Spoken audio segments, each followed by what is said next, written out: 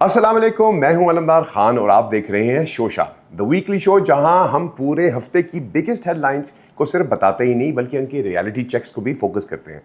थोड़ी सी कॉमेडी के साथ जरूरी है बिकॉज आप लोग बड़े सीरियस हैं, तो we don't want you guys to do that. So nonetheless इस एपिसोड में हम बात करेंगे पाकिस्तान की हिस्टोरिक अर्ली डेट रीपेमेंट की, इंडिया के एलिज्ड न्यूक्लियर डेटा की लीक की, सऊदी अरेबिया के नए उम्रा के रूल्स की, इन पाकिस्तानी स्टूडेंट्स के इंटरनेशनल फिजिक्स ओलंपियाड मेडल्स की, मेटा के खिलाफ एआई लेऑफ्स लॉसूट की, और एंड में देखेंगे कैसे पिटबुल के फैंस ने एक कॉन्सर्ट ही नहीं बल्कि एक मेमोरी दी, और नॉनदलेस उसके अलावा we'll talk about Guinness book of world record भी बना दिया। सो तैयार हो जाए everybody. I know it's very hot, आप बेशक चाय ना पकड़ें, आप लस्सी पकड़ लें, but nonetheless I think here we go with शोशा। Pakistan's biggest early debt repayment in history. Yes, Pakistan की इकोनॉमी से एक और पॉजिटिव अपडेट सामने आई है। इस बार सरप्राइजिंगली सिर्फ नंबर्स की ही नहीं बल्कि फाइनेंशियल डिसिप्लिन की भी आई है।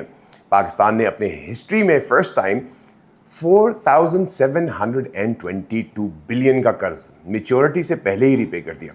आई think it's salute to the ministry and everybody who is doing this, because ministry of finance के मुताबिक ये मुल्क की तरक्की का सबसे मेन एस्पेक्ट है, and what they were doing is repayment was due. So nonetheless officers का यही कहना है कि इस स्टेप से फ्यूचर में डेट सर्विसिंग कॉस्ट कम होगी और गवर्नमेंट पर फाइनेंशियल प्रेशर्स डेफिनेटली रिड्यूस होंगे, बिकॉज अगर आप टाइमली पेमेंट्स करते रहते हैं तो आप पर उतना प्रेशर नहीं आता, प्लस आपके पास सरप्लस वो जो परसेंटेजेस लगती हैं वो भी नहीं होंगी। सो आई थिंक इससे हमारी welfare, public welfare definitely would go on a better side, because अगर आप रियलिस्टिकली देखें तो आई थिंक हम लोगों ने टैक्स मनी भी इस मरतबा I think one of the best, one of the top हम लोगों ने दी in terms of the tax returns.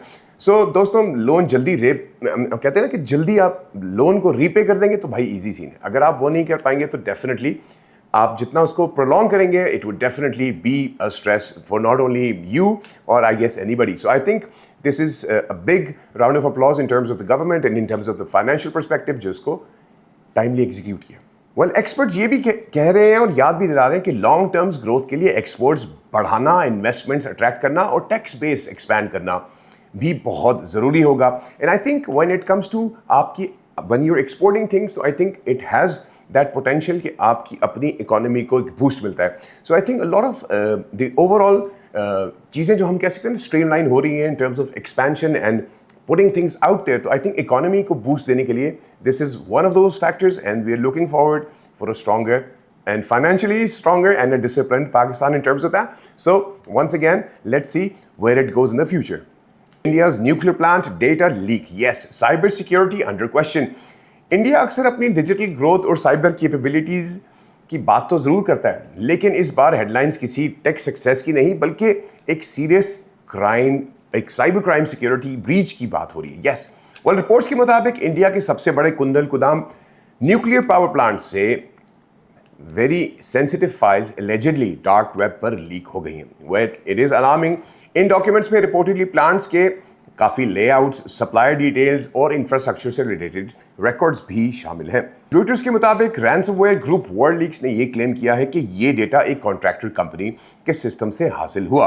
Contractor ने तस्दीक की है कि उसकी थर्ड पार्टी डेटा सेंटर पर पार्शियल ब्रीच हुआ था, जबकि इंडियन अथॉरिटीज इन्वेस्टिगेशन स्टिल कर रही है। They are trying to look into this, but दोस्तों, न्यूक्लियर फैसिलिटी की सिक्योरिटी सिर्फ दीवारों और गार्ड से नहीं होती। डिजिटल सिक्योरिटी, जिसके बारे में बहुत बोला जाता है, उस पर भी फोकस करना चाहिए। तो India would definitely be learning this lesson for the long period, because it is going to be very alarming in terms of how they have been going through and now coming up to this point, and specifically this point कि जहाँ पर cyber security के they've been always talking about the positive side of what they've done, and definitely they would have done, but nonetheless right now having something leaked out of your own nuclear reactors is alarming. So let's see how it unfolds. चलिए अब serious headline से निकलते हैं। Let's update आप लोगों को इन terms of Pakistani pilgrims के लिए डेफिनेटली एक यूजफुल और हैंडी न्यूज़। यस, उम्रा रूल्स, न्यू उम्रा rules, safe, smarter and more transparent. उम्रा पर जाने वालों के लिए इंपॉर्टेंट अपडेट आ गई है। पाकिस्तान गवर्नमेंट ने हज और उम्रा एक्ट 2024 के तहत नए उम्रा रूल्स ऑफिशियली इंप्लीमेंट कर दिए हैं। अब सिर्फ मिनिस्ट्री ऑफ रिलीजियस अफेयर्स ने वेरीफाइड कंपनीज को ऑब्वियसली एंगेज करते हुए उम्रा सर्विसेज प्रोवाइड करेंगे, and this is how it's going to flow. But easy scene ये है कि right now it's going to be उम्रा पैकेज बुक करें तो सिर्फ प्राइस कंपेयर करना होगी, and it's not only going to be that the company की वेरिफिकेशन भी चेक करनी होगी। यस, मिनिस्ट्री ने रजिस्टर्ड ऑपरेटर्स की ऑफिशियल लिस्ट अपनी वेबसाइट पर अपलोड कर दी है। It's gonna be easy, why? Because you need to choose from one of those.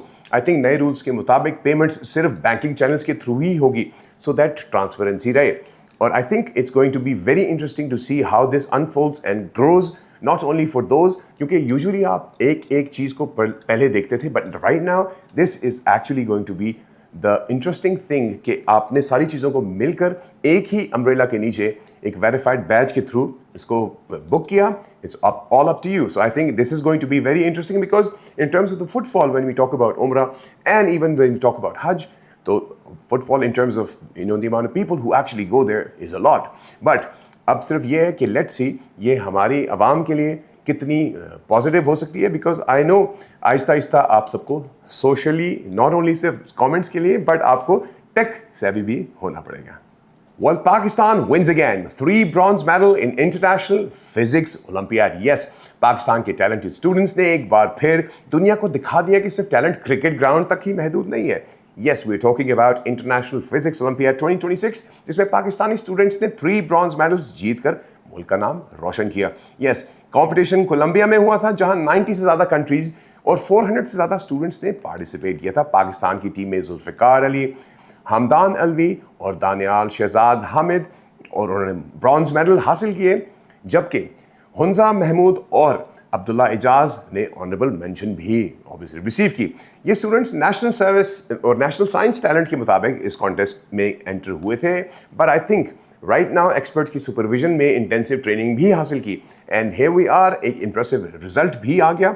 And लगातार हम सब ये कह सकते हैं कि ये लगातार दूसरा साल है, it's not the first, it's the second, कि जब पाकिस्तान ने इंटरनेशनल फिजिक्स ओलंपियाड में 3 ब्रॉन्ज मेडल हासिल किए हैं। सो दोस्तों, सोशल मीडिया पर वायरल होना आसान तो नहीं है, आई मीन आसान है भी बट नहीं भी, बट नॉनदलेस फिजिक्स ओलंपियाड में मेडल हासिल करना surely requires a lot of talent. Well, AI ने जॉब से निकाल दिया। Yes, Meta faces an unusual lawsuit. Artificial intelligence obviously रोज एक नया काम कर तो रही है, definitely, because when we talk about AI, it's artificial intelligence. लेकिन अब AI खुद कोर्ट तक पहुंच गई। Yes, मेटा के 26 एम्प्लॉयज ने कंपनी के खिलाफ एक लॉसूट फाइल किया। Yes, उनका बेसिकली कहना यह था, the allegations were the layoffs जो कि AI बेस्ड सिस्टम्स का इस्तेमाल हुआ, तो obviously they wanted to lay off the employees and एक अनफेयरली टारगेट एम्प्लॉयज को निकालने का हो गया। एम्प्लॉयज का कहना है कि AI ने परफॉर्मेंस, प्रोडक्टिविटी और वर्क प्लेस एक्टिविटी का स्कोर किया। उनके क्लेम्स पर ऑब्वियसली जो कि लोग मेडिकल लीव पर जाते या डिसेबिलिटी या फैमिली रिस्पॉन्सिबिलिटी की वजह से कुछ अर्सा नहीं थे, it actually targeted that's. Yes, लेकिन मेटा ने तमाम एलिगेशंस को रिजेक्ट कर दिया। कंपनी का कहना है कि हायरिंग और फायरिंग का फाइनल डिसीजन ह्यूमन मैनेजर्स ने ही किया है, इट्स नॉट दी AI।